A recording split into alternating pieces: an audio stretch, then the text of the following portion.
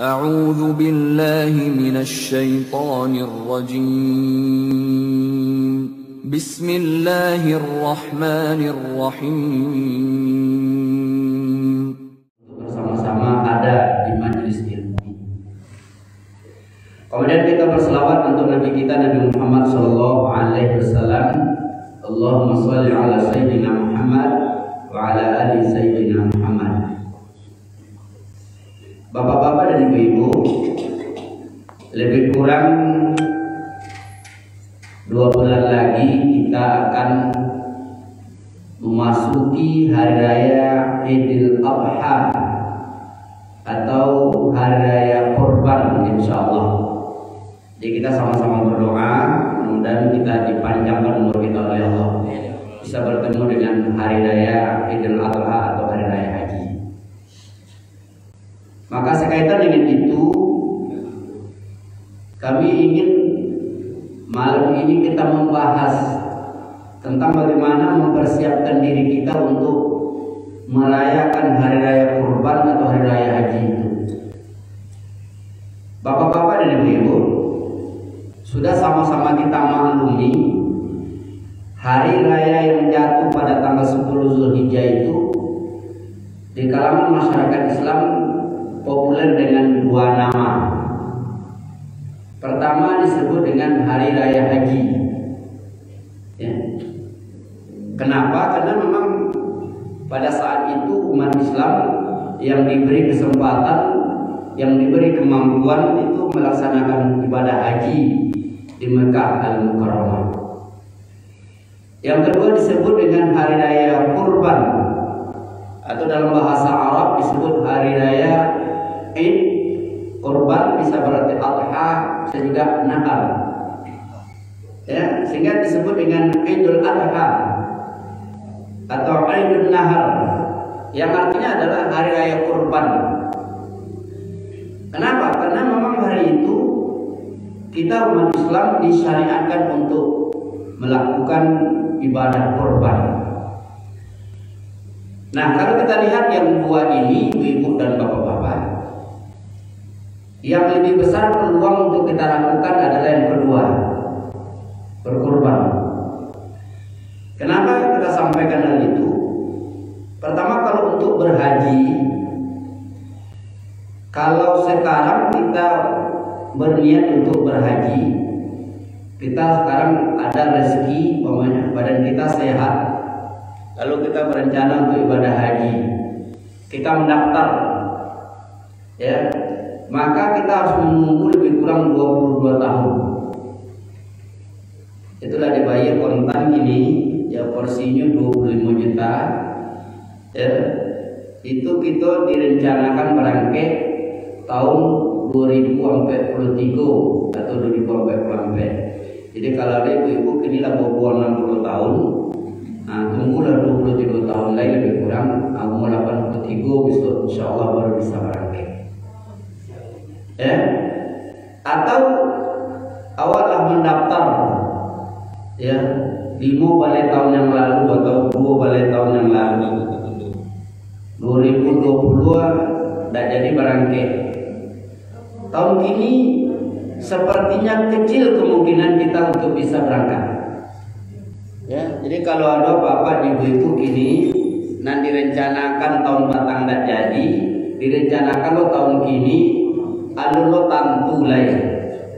Ya, kenapa? Karena pemerintah Arab Saudi sangat memperketat jemaah yang akan masuk ke Mekah. Nah, artinya apa? Untuk melaksanakan ibadah yang pertama ini atau ibadah haji, mungkin ya sangat kecil kemungkinan oleh kita.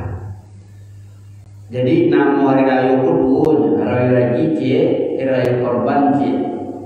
Berarti kalau tidak satu awak berhaji atau tidak bisa awak melaksanakan ibadah haji, maka tuntunan kedua adalah ibadah kurban. Sehingga hari raya itu jawab disebut namanya hari raya Kurban.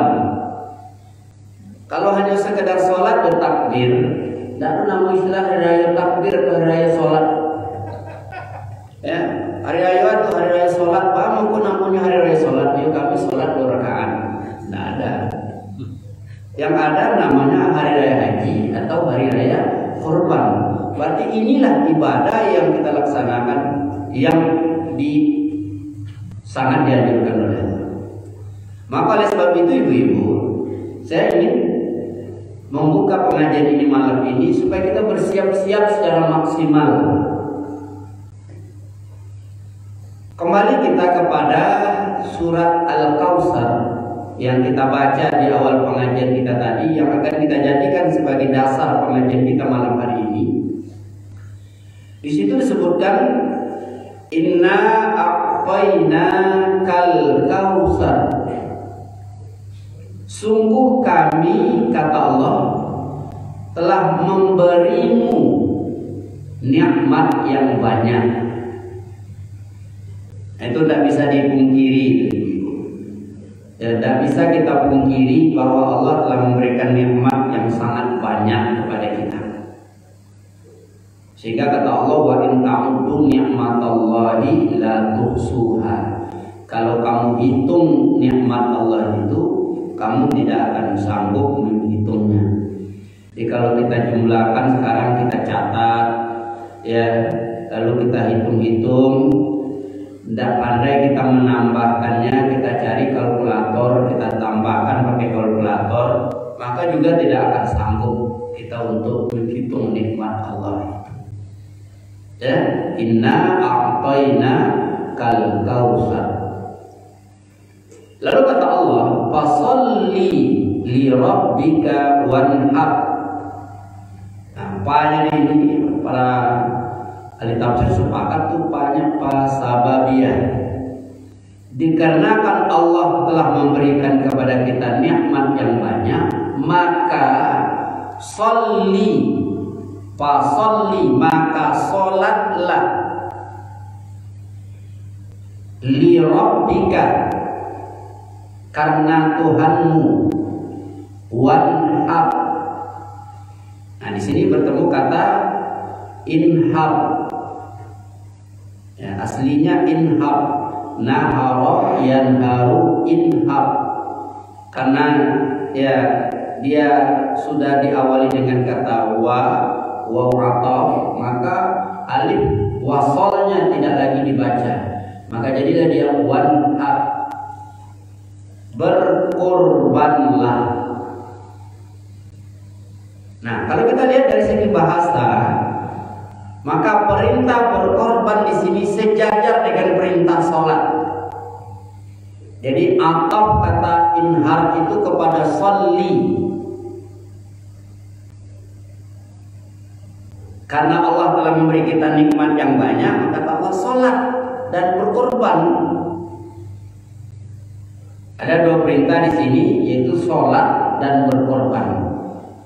Maka dengan demikian Bapak Ibu, sholat dan berkorban itu adalah sebagai bentuk rasa syukur kita atas nikmat Allah.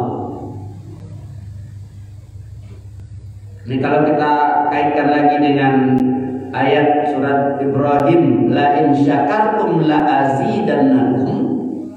Jika kamu bersyukur, aku akan tambah nikmat. Wala in kafartum inna azabi lasyadid. Kalau kamu engkar, azab sangat pedih. Maka orang yang tidak mau sholat, orang yang tidak mau berkorban padahal dia sanggup, maka jatuhlah hukumnya dia kepada orang yang kufur nikmat. Bapak Ibu, dengan dasar inilah maka Imam Abu Hanifah mengatakan berkorban itu wajib. Jadi kalau kita pelajari mazhab yang keempat itu, satu dari mazhab itu mengatakan wajib bagi yang mampu, tiga baru mengatakan sunnah muakkadah. Dasarnya karena perintah jelas, ada perintah amar. Kalau diberlakukan qaidah usul fiqh, al aslu bil amri lil wujub, asal setiap perintah itu menuju kepada wajib, maka di situ berlakulah korban itu punya wajib bagi yang mampu.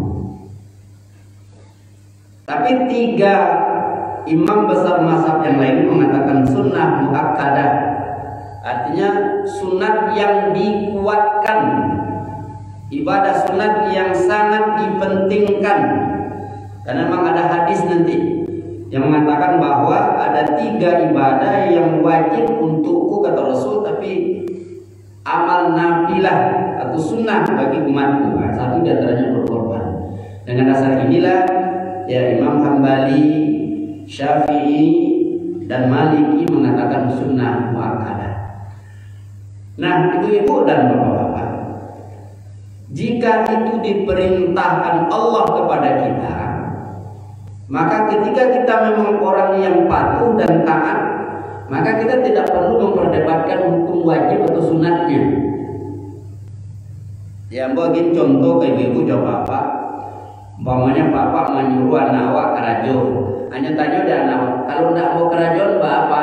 Kira-kira apa pendapat? Ya, kalau tidak mau kerajon dia tidak dihukum mau bapak. Kalau itu kecilnya apa gambaran? Berarti kan dia tidak patuh. Kalau yang patuh itu disuruh dia kerjakan tanpa dia tanya wajib atau sunat apa. Kalau dia ibu-ibu menyuruh anak, ya tolong balian nama gas kalau paulah. Aku perintah sama aku wajib atau sunat dia pokoknya. Kalau itu jawabnya aja ibu. Mungkin ibu kecil pak pembangkang dan patuh. Maka ketika Allah katakan berkorbanlah, jangan kita debatkan wajib atau sunatnya. Kalau saya kerjakan, saya dapat pahala. Kalau tidak, kan saya tidak berdosa. Ini kelemahan kita hari ini. Karena kita menganggap itu sunat. Nah, kalau sunat kan kalau tidak satu kan tidak berdosa. Ya, baru ya kadang-kadang ketika diajak pengurus jalan ke rumah-rumah mendata yang akan ikut korban, kan ada kan tidak wajib begitu aja. Kan tidak wajib berdasar. Jangan tanya hukumnya dulu. Yang jelas ini disuruh oleh Allah. Apalagi nanti ada ya hadis-hadis yang mengatakan betapa hebat di berkorban itu. Nah, ibu-ibu dan bapak-bapak, kita akan lihat pertama ada hadis yang menguatkan tentang berkorban. Ya, ma wajada sa'a falam yudahi fala yaqrabanna musallana. Ini hadisnya sangat tegas. Rasul mengatakan siapa yang memiliki kesanggupan atau kesempatan untuk berkorban, dia tidak mau berkorban, fala yaqrabanna musallana. Janganlah sekali-kali ia mendekati tempat sholat kami. Ini ada larangan la yaqrabanna. Ada nun taukid ini kalau dari segi ilmu nahwu. Artinya jangan mendekati tempat sholat itu. Tidak usah sholat hari raya. Karena memang tidak ada nama ibadah raya ini raya sholat. Yang ada raya korban, berarti korban baru sholat. Ini kalau mampu tidak mau dia sholat, tidak mau dia berkorban, ya, maka untuk sholat tidak ada perintah. Kan seperti itu bahasa hadis tadi. Sanggup tapi tidak mau, tidak usah sholat. Kalau dilarang mendekati tempat sholat, ya, itu kan tegas itu. Kan mendekati tempat sholat saya yang dilarang, saat sholat kan tidak dilarang, nah, tidak bisa begitu. Sama juga ibu-ibu, aja laki-laki yang kepidang nasi itu kawan. Tidak bisa menjadikan mereka kepidang dan nama larang makan kan nama larang nama ada. Bisa pasti itu larangan untuk makan. Jadi ketika laki yang mereka dia turun nasi dan toko tangan ke jamaah kan, berarti tidak boleh makan.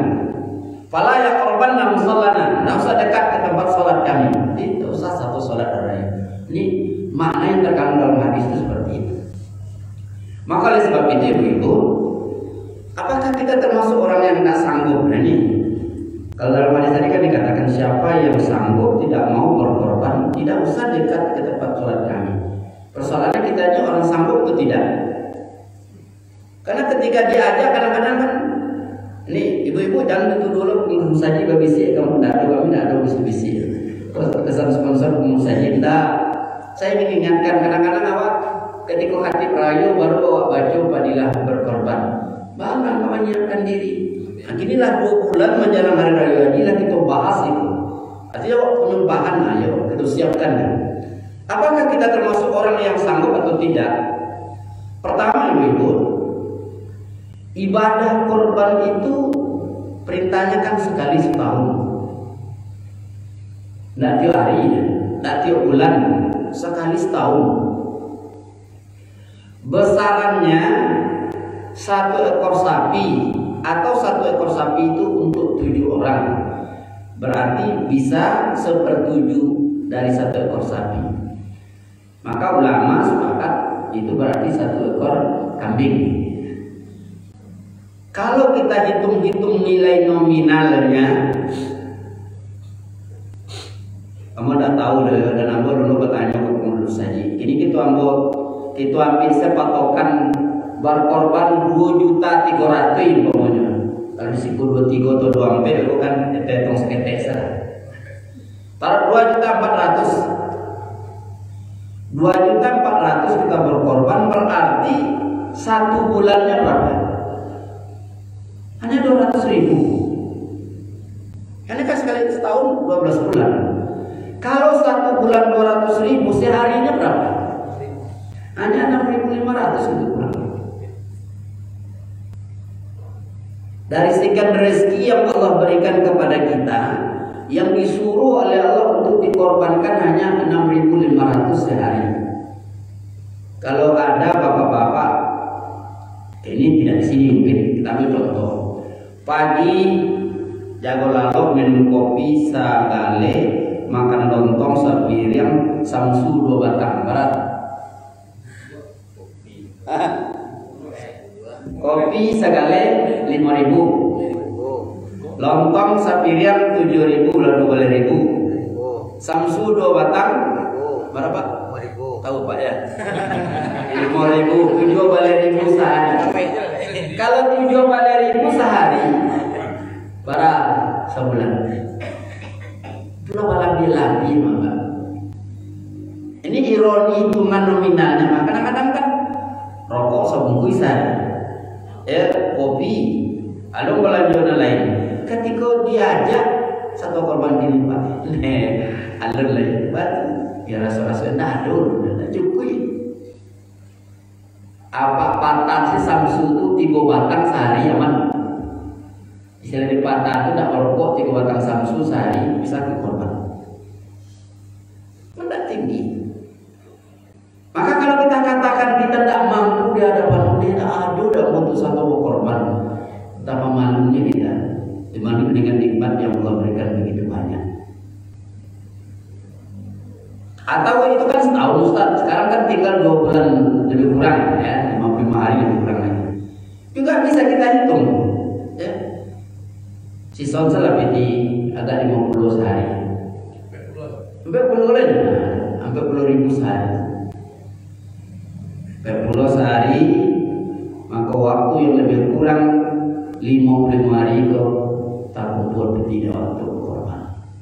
Tantangan selera kurangi belanja tapi atau ibu-ibu tidak mungkin itu loh, atau mungkin yang dari yang penting kita diatur dulu soal hidup dan hidup kita dalam untuk itu. Ambo tak bisa korban tahun ini, tahun besok ambo 1 pulang risiko bego cari kalem roti naga kadang roti kombuat lubang sagadang lubang piti jadian celengan ya, 1 hari bara balap di piti ketek masuk ke situ, besok sebulan karena itu muka buka. Ibu-ibu, ambo ada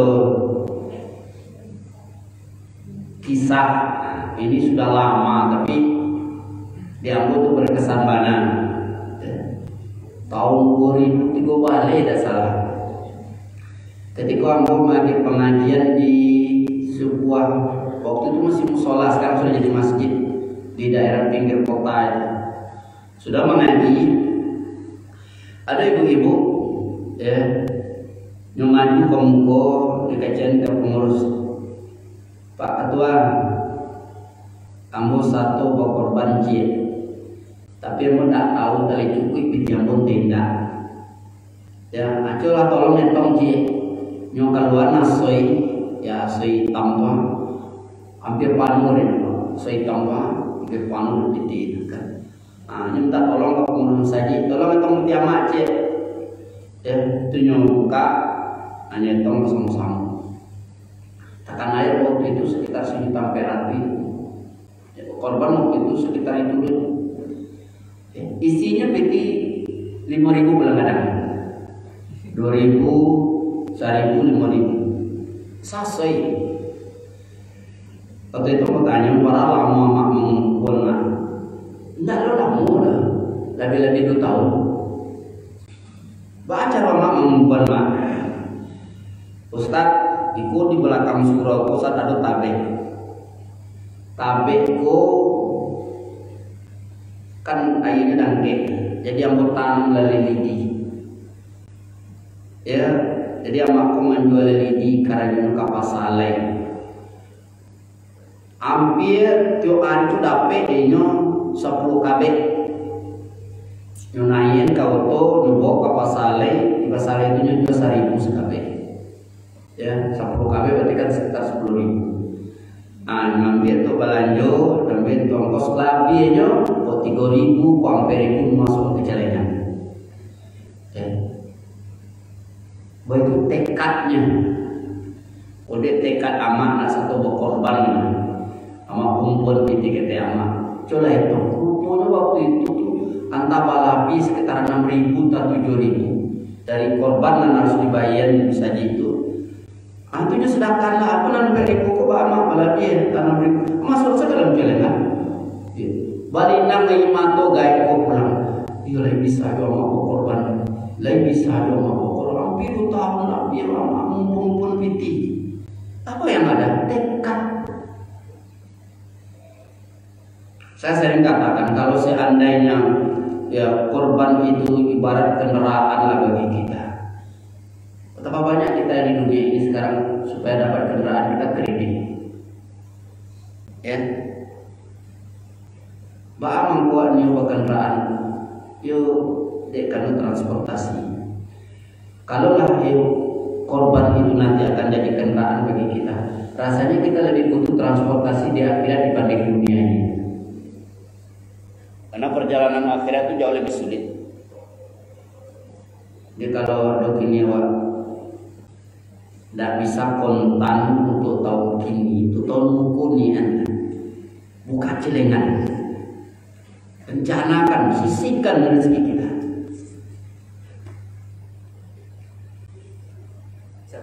Iya, iya.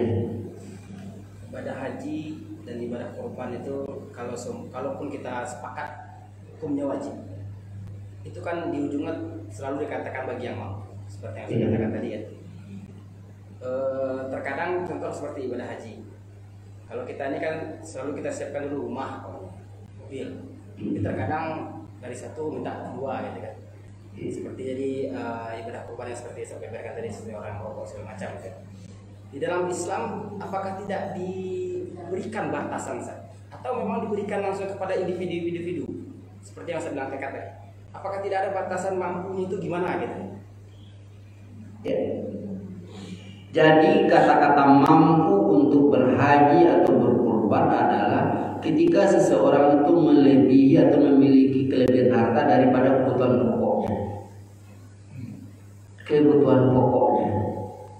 Lado sampai tinggal rumah sekadar batadua, lado nak dimakan, lado nak dipakai, itulah mampunya. Malah dianya cukup kelebihan hartanya tadi untuk bayi, itulah mampu. Bukan berlebih dari untuk memenuhi kemauan atau keinginan, tapi berlebih dari kebutuhan. Kita hari ini kan yang kita penuhi itu bukan kebutuhan, Pak. Ini kelemahan kita. Kita memenuhi keinginan. Padahal keinginan itu dalam bahasanya kan itu yang nafsu itu. Pambalioto aduh. Satu korban gini, alhamdulillah, batu. Nah mungkin orang mampu. Itu namanya. Kredit berlunas. Apa enggak korban itu dikredit, Pak? Saya sampaikan tadi Ini maaf ya, kamu kan mau mengecek dia apa-apa, itu belak-belakan, awak kan sama masalah. Kalau untuk haji kini ke di samping mampu, tambah lu syarat aja lagi, ada kesempatan. Kini ala fisik sehat, itu ada kesempatan tu tak ada awak. Ala mendaftar 2008 balik batang merangkai 2035 saja. Dan haji sangat, apalagi dengan kondisi seperti sekarang. Kalau memang hanya 60.000, berarti Indonesia dapat 3.000 nya.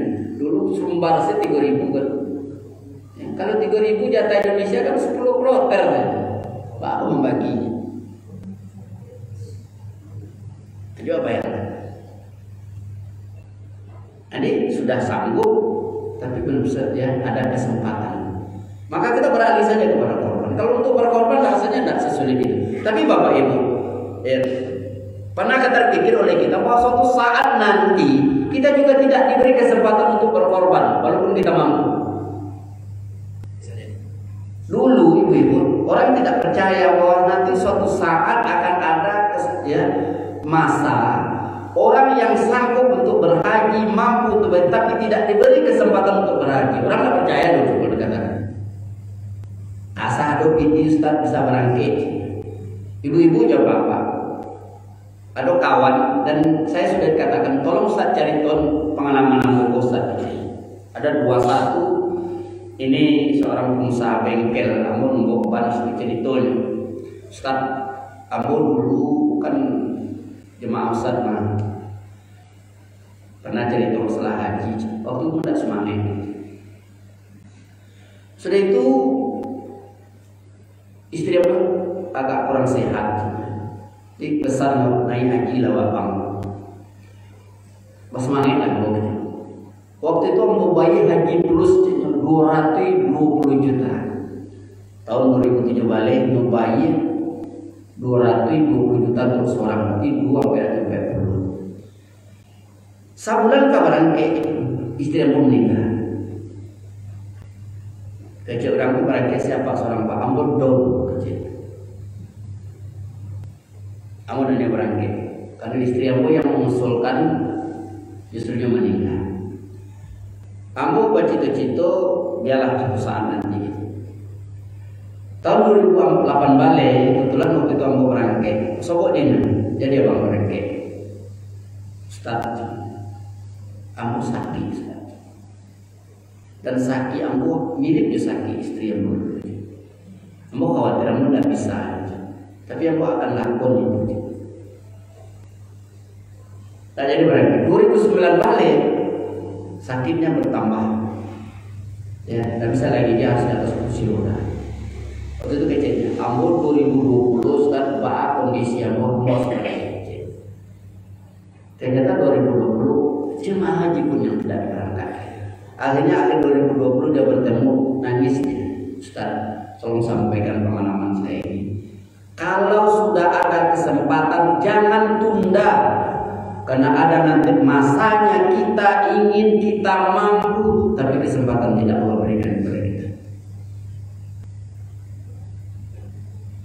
Kemarin saya juga cerita-cerita karena membuka pengajian ini, ngurus masjid ya dekat dengan kita.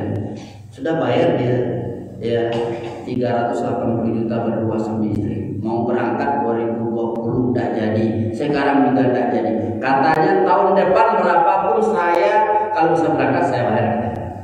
Karena memang dia orang mampu, dia punya rumah sakit mana. Ya 1M pun Ustaz diminta orang kalau bisa berangkat, saya berangkat.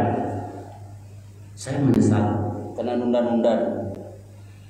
Nah itu contoh haji. Pernah terbayang oleh kita suatu saat nanti berkorban juga tidak bisa. Sekarang ada kesempatan. Apa contohnya tidak bisa Ustaz? Kalau seandainya nanti semua penyakit, semua hewan yang layak dikorban tidak boleh dikorbankan karena ada penyakit di dalam iman. Orang tidak pernah mengira dulu. Mungkin ibu-ibu jawab apa kalau tidak kita baca sejarah, tidak pernah sebut dalam media dan tidak boleh PNI gitu. Bahkan tahun 90-an Pak cari mah ke kampung-kampung untuk memenuhi kloter. Saya dan bayagi. Pada langsung mereka. Kini kau dan tunggu-tunggu. Anak lo dapat lama nunggu 10 tahun, dah lo beli barang kek dah. Yang lebih kita takutkan sekarang, peraturan terbaru di pemerintah Arab Saudi, jemaah umroh dan haji boleh di bawah usia 60. Kalau cari daftar tunggu itu Pak, 60% di atas 60 orang. Coba ya. Maka kejambut tadi kok ada kesempatan dan mungkin kini mah korban lah dia tunggu lo. Besok tak ada kesempatan untuk berkorban Baku mungkin bisa saja no. Ya. Bisa saja nanti suatu saat tak bisa berkorban. Kenapa? Hewan korban tidak boleh disembelih. Makanya kalau ada sekarang. Nah, ibu-ibu dan bapak-bapak, ada beberapa keutamaan berkorban itu. Ya. Tadi kan perintah yang kita kedepankan. Kalau perintah kan orang mengatakan kembali kepada hukum. Wajib itu sunat kan begitu. Nah, kalau kita lihat dari segi fadilah atau keutamaannya bagaimana? Apakah kita akan masih bertanya hukum? Ibu-ibu dan bapak-bapak, dari beberapa hadis disebutkan. Pertama ada hadis yang artinya bahwa kata Rasul, tidak ada amal yang lebih dicintai oleh Allah pada hari nahar ini. Tidak ada amal yang lebih dicintai dari seorang hamba di hari raya nahar ini, kata Rasul, melainkan adalah berkorban. Arti itulah amal yang paling disukai, dicintai oleh Allah. Kalau itu menjadi amal yang paling disukai, dicintai, kenapa tidak kita lakukan? Kalau memang kita cinta dengan ridhonya. Kalau kita harap ridhonya, kalau kita harap sayangnya, dia sudah katakan ini aku suka, kata Allah. Tentu kalau kita ingin mendapatkan sayang, kerjakan yang dia sukai. Ada sahabat yang bertanya tentang hewan korban, apa itu korban? Dijawab oleh Rasulullah, itu adalah sunnah Bapakmu Ibrahim. Apa yang kita dapatkan darinya, kata sahabat? Rasul menjawab, dari setiap bulu-bulunya kamu akan mendapat satu kebaikan. Bertanya lagi sahabat, apakah bulu-bulu yang halusnya? Iya juga ya Rasul. Kata Rasul, iya, baginya satu kebaikan. Ibu-ibu dan bapak-bapak, kalau dikatakan satu bulu satu kebaikan dan itu mengandung makna yang sebenarnya, maka orang akan cari hewan korban itu yang banyak bulunya. Yang banyak bulunya lah kan. Kalau itu makna hakiki, di orang mana banyak bulu biri-biri daripada jawis mental, banyak bulu biri-biri. Maka maksud hadis ini bukan makna hakikinya, tetapi di sini mengatakan banyak dan tinggi nilainya.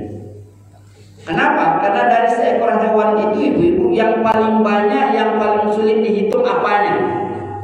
Kan bulunya. Tidak terhitung.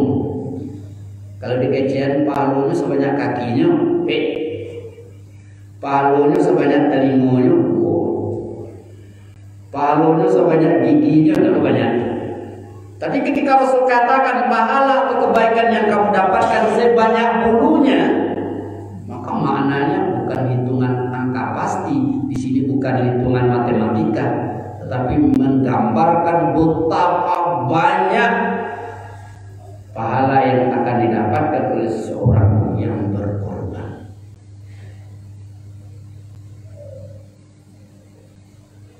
Sebanyak bulunya. Kalau dilihat yang lain kan, kalau sholat berjamaah sebutkan langsung 27 kali lipat. Tapi pahala berkorban sebanyak bulu hewan korban itu, berapa jumlah bulunya? Tidak terhitung. Tidak teragak waktu mendapatkan pahala yang jumlah pahalanya tidak terbatas. Sampai dikatakan bulu halusnya bagaimana ya Rasul? Ya, baginya satu kebaikan.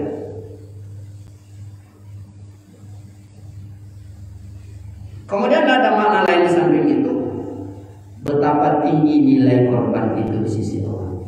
Sampai-sampai bagian terkecil dari hewan korban itu pun dinilai satu kebaikan. Kalau cik ulu sikit pahalanya Pak, kalau sabarek badan berapa? Cik ulu sudah cik pahala. Barek bulu kambing, barek bulu jawi. Kalau siku jawi kira barang nilai. Nah keduanya mengandung makna bahwa orang yang berkorban memperoleh pahala yang sangat besar di sisi Allah. Maka berikan yang terbaik. Saya ingin nanya bapak-bapak dan ibu, berikan yang terbaik. Jangan pakai prinsip ekonomi. Prinsip ekonomi. Saya ketek modal, saya kadang-kadang pahala. Karena ada orang kata itu, anyon dulu, musajid ko bara korban, musajid tempat lain bara korban. Aneh cari yang paling murah satu situ batu, situ lain murah. Yang tak kait itu nak dihitung dong Pak. Nanti dihitung apa yang kita berikan. Dan besok dinuliakin 2 MP, baik ke tempat lain dia dengan 2 3 atau 2 situ salah, nuliakin ke pemaha. Yuk kalau maha kadang apa halnya. Dan pakai prinsip menggalih. Kalau menggalih kan kayak itu apa? Dicarilah toko yang paling murah menjual, ada situ oleh jual. Asyik tu. Kalau menggalih bukan kayak itu, tapi kalau berkorban dan kayak itu. Cari bawang sebesar saya. Kasih banyak Pak. Ibu-ibu, kebanyakan kita memang seperti itu, jujur Pak. Kamu dulu kan di pesantren kamu tuh menyediakan sapi korban sampai 200 ekor. Mulai dari nan warek yang 300, nan 200, nan 100 sampai nan 60. Nama nan paling nan barek 60. Walaupun nan barek 100 kilo beda-beda tipis harganya lagi yang 60. Nan barek 60 itu kayaknya. Kalau lawa memang berkorban kalau diarunkan daging yang akan dibagian, tentu kita cari nan paling banyak. Kalau daging 100 50 juta. Ya, daging 200 8 kali jutanya kan jauh lebih banyak daging. Tapi orang cari itu mana? Nambah satu. Artinya kita masih kadang-kadang terjebak dengan bahwa menggali, memilih dan murah. Padahal makin besar nilai pengorbanan kita tentu makin tinggi nilainya di sisi Allah.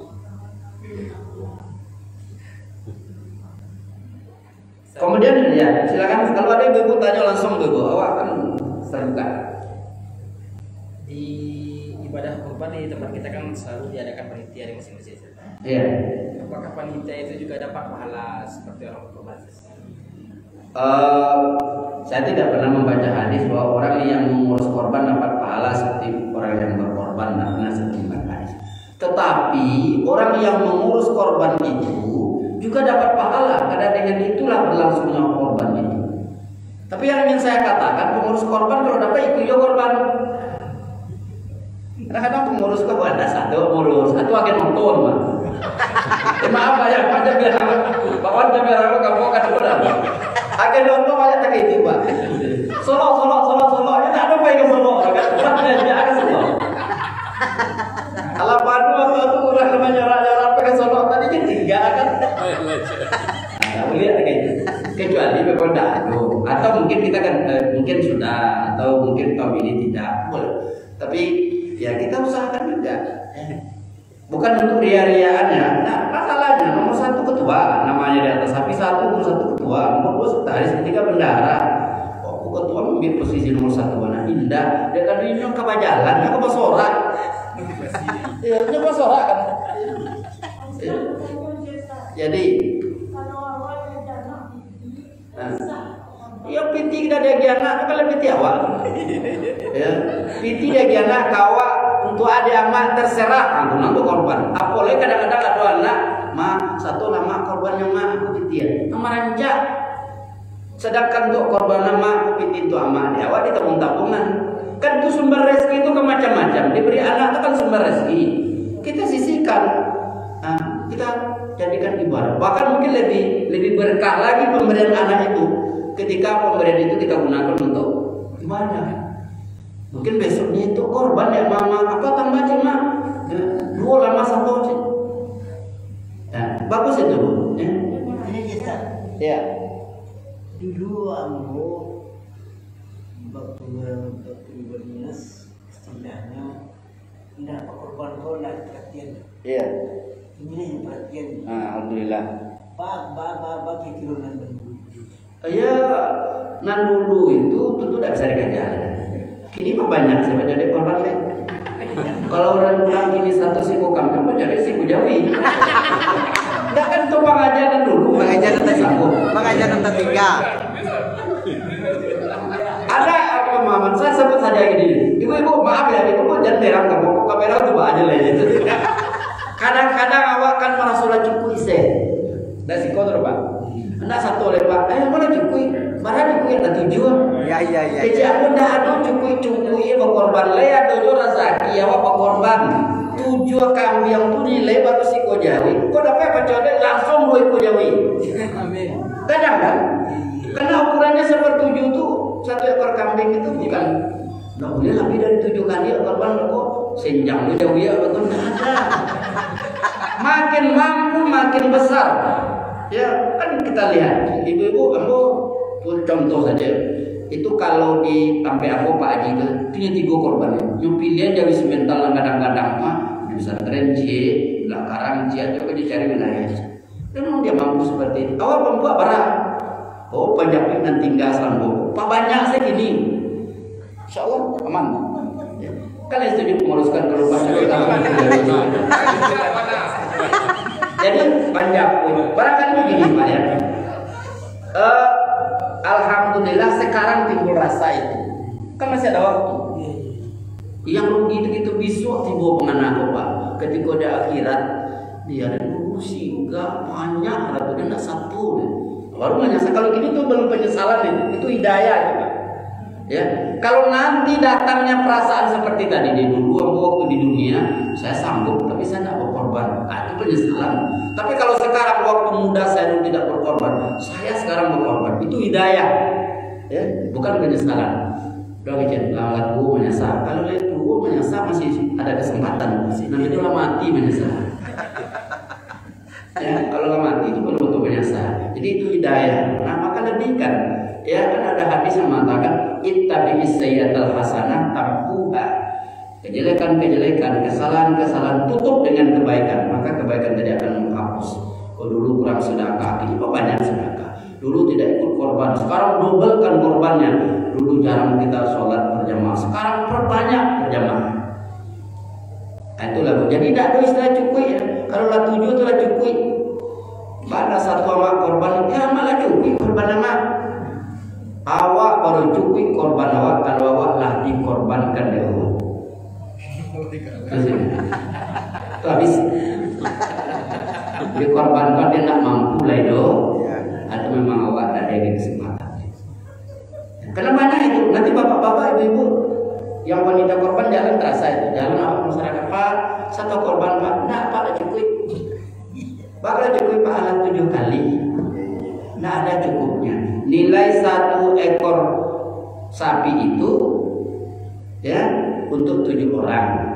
Berarti kalau kita ikut 1/7 atau 1 ekor kambing baru 1/7-nya. Boleh 2/7 boleh, 3/7 boleh, 7/7 pun boleh, berarti 1 ekor sapi. Nah itulah barangkali Pak ya.